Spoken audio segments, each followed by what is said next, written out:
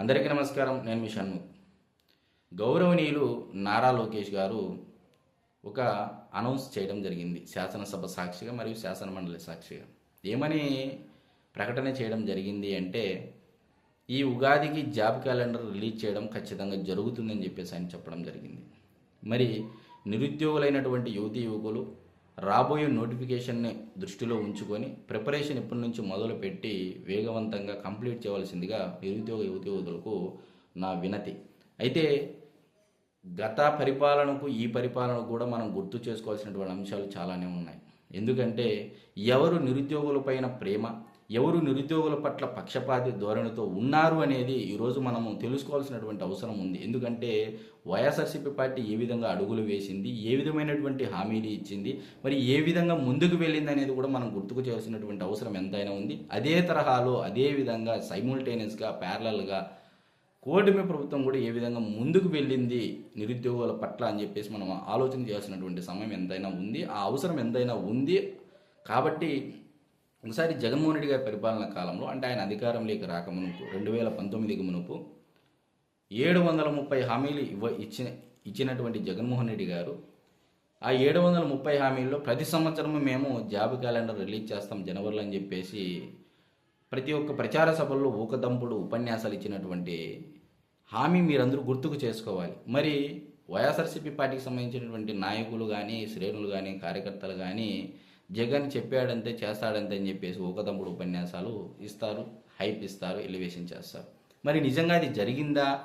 Job calendar release చేశారా అంటే 5 సంవత్సరాలలో ఇచ్చినటువంటి జాబ్స్ ఏంది జాబ్ క్యాలెండర్ ద్వారా అంటే గుండు సున్నా అని చెప్పేసి మనం ఖచ్చితంగా తెలుసుకోవచ్చు.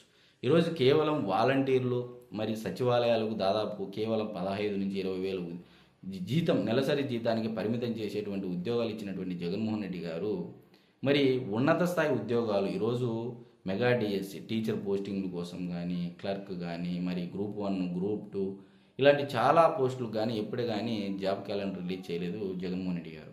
మరి ఆయన ఇచ్చినటువంటి హామీ ఏమైంది? మరి ఆయన ఇచ్చినటువంటి 730 హామీల్లో దాదాపు సగానికి పైగా హామీలు నెరవేర్చకపోగా ఈరోజు ప్రజల మన్నన పొందినటువంటి ప్రతిపక్ష హోదాలైనటువంటి ఒక రాజకీయ నాయకుడిగా దేశ చరిత్రలోనే ముద్రపడడం ఇదే మొదటిసారి అనేది మనం ఖచ్చితంగా చెప్పచ్చు. ఎందుకంటే ఇంత ఘోర స్థాయిలో ఆనాడు కాంగ్రెస్ పార్టీకి సంబంధించినటువంటి జనార్దన్ రెడ్డి గారికి కూడా ప్రతిపక్ష హోదా రాకపోయినా మరి ఇంత తక్కువ సీట్లు అయితే రాలేదు. కానీ జగన్మోహన్ రెడ్డి గారికి 11 సీట్లు రావడం ఇక్కడ గమనించదగ్గటువంటి విషయం. మరి అయితే ఇదంతా బాగానే ఉంది. మరి కూటమి ప్రభుత్వం ఏం చేసింది అనేది కూడా ఈ నిరుద్యోగ యువతీ యువకులు ఖచ్చితంగా తెలుసుకోవాల్సినటువంటి అవసరం ఎంతైనా ఉంది. మరి నిరుద్యోగ యువతీ యువకులు కూటమి ప్రభుత్వం రాగానే మొదటి సంవత్సరంలోనే జాబ్ క్యాలెండర్ రిలీజ్ చేయడం జరిగింది, జనవరిలో రిలీజ్ చేయడం జరిగింది. మరి అది కూడా ఎందుకు లేట్ అయింది అనేది మీరందరూ తెలుసుకోవాల్సినటువంటి విషయం. ఆనాడు ఎస్సీ వర్గీకరణ జరిగినప్పుడు బడుగు బలహీన వర్గాల వారికి ప్రతిఫలాలు అందించాలనే ఉద్దేశంతో ఆ వర్గీకరణ పూర్తయిన తర్వాత నోటిఫికేషన్ ఇచ్చి నోటిఫికేషన్ ద్వారా నియామకాలు చేపట్టడం జరిగింది. మరి ఇదంతా సులువుగా జరిగిందా ఈ ప్రాసెస్ అంతా అంటే అంత సులువుగా జరగలేదండి. దాని వెనకలో ఒక పెద్ద యుద్ధమే జరిగింది, ఒక పానిపట్టు యుద్ధమే జరిగిందని చెప్పేసి అయితే మనం ఖచ్చితంగా చెప్పచ్చు. ఎందుకంటే జగన్మోహన్ రెడ్డి గారు చెప్తా ఉంటారు, నిరుద్యోగ పక్షపాతి, నిరుద్యోగులపైన ప్రేమ నాకున్నట్లు ఎవరికీ లేదని చెప్పేసి ఆయన చాలా గొప్పగా చెప్పుకుంటూ ఉంటారు. మరి నిజంగా ఆయనకి నిరుద్యోగులపైన ప్రేమ ఉంటే కూటమి ప్రభుత్వము గౌరవనీయులు నారా లోకేష్ గారు విద్యాశాఖ మంత్రి వర్యులు 16,347 పోస్టులకు గారు నోటిఫికేషన్ ఇస్తే ఈయన జగన్మోహన్ రెడ్డి గారు రిటర్న్లో ఏమిచ్చారు అంటే నిరుద్యోగులకి 150 కేసులు వేసి దాదాపు దానిని ఆపించడానికి ప్రయత్నం చేసినటువంటి ఘనత జగన్మోహన్ రెడ్డి గారికి దక్కుతుంది అని చెప్పేసి ఈరోజు నేను మీడియా ముఖంగా నిరుద్యోగ యువతి యువకులకు తెలియజేయాలి, రీకాల్ చేయాలని చెప్పేసి నేను అనుకుంటా ఉన్నా.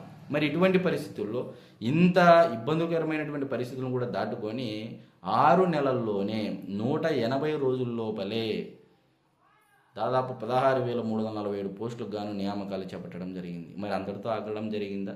మరలా 6,000 కానిస్టేబుల్ నియామక ప్రక్రియ కూడా చేపట్టడం జరిగింది. గౌరవనీయులు డిప్యూటీ సీఎం పవన్ కళ్యాణ్ గారు కూడా ఈ సభకు రావడం జరిగింది, ఆయన సమక్షంలో కూడా జరగడం జరిగింది. మరి మరలా ఇప్పుడు ఉగాదికి ఇదంతా ఎందుకు చెప్తున్నామంటే మరలా ఉగాదికి ఇప్పుడు వచ్చేటువంటి ఉగాదికి జాబ్ క్యాలెండర్ రిలీజ్ చేయడం జరుగుతుందని చెప్పేసి నారా లోకేష్ గారు ప్రకటన చేయడం జరిగింది. కాబట్టి నిరుద్యోగులైనటువంటి యువకులు ఈ అవకాశాన్ని అందిపుచ్చుకోవాలని చెప్పేసి నేను మీడియా ముఖంగా అందరికీ విన్నవించుకుంటా ఉన్నా. కాబట్టి ఏ ప్రభుత్వం ఏ విధంగా నిరుద్యోగుల పట్ల పక్షపాత ధోరణితో, నిరుద్యోగులపైన ప్రేమతో ఉండి ఏ విధంగా వ్యవహరిస్తుంది, ఏ విధంగా ఆ ప్రభుత్వం ఈ ప్రభుత్వం అడుగులు వేసింది నిరుద్యోగుల విషయంలో అని చెప్పేసి మీరందరూ ఒకసారి రీకాల్ చేసుకొని ముందుకు వెళ్ళాలి. ఈ వచ్చినటువంటి అవకాశాన్ని, ఈ జాబ్ క్యాలెండర్ నోటిఫికేషన్ ఉపయోగించుకొని అందరూ ఎవరైతే ప్రిపరేషన్ బాగా చేసి ఉద్యోగాలు పొందాలని మనస్ఫూర్తిగా కోరుకుంటూ అందరికీ నమస్కారం.